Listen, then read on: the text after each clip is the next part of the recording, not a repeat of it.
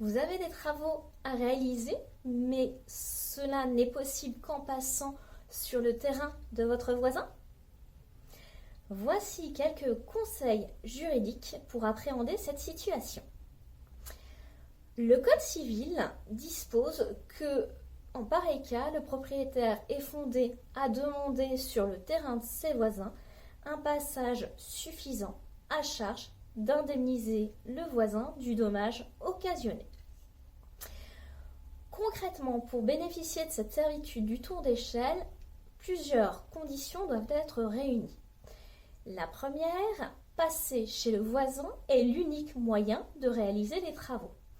La deuxième, le propriétaire ne doit pas être responsable de cette situation. La troisième, cela ne doit pas conduire à une atteinte disproportionnée au droit de propriété du voisin.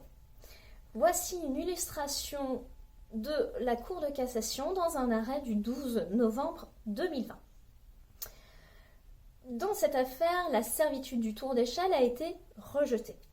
En effet, la Cour de cassation approuve la Cour d'appel qui avait constaté les éléments suivants.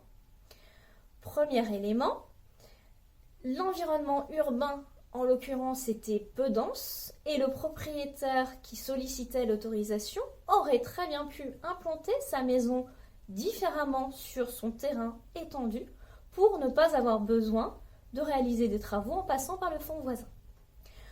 Deuxième élément, la Cour d'appel constate que les travaux à réaliser sont des travaux d'ampleur. En effet, cela implique la démolition d'un mur, le creusement d'une tranchée de 2,70 m de profondeur et de 3 m de large sur tout le long du chemin menant à la parcelle voisine, et enfin, cela conduit à la privation pour le voisin de son parking pendant au moins 6 semaines.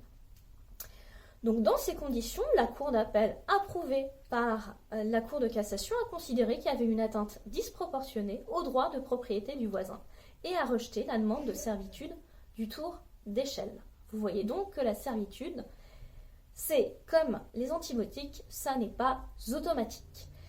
Si vous êtes dans une situation de ce type ou pour toute question de droit immobilier, je suis joignable à mon cabinet.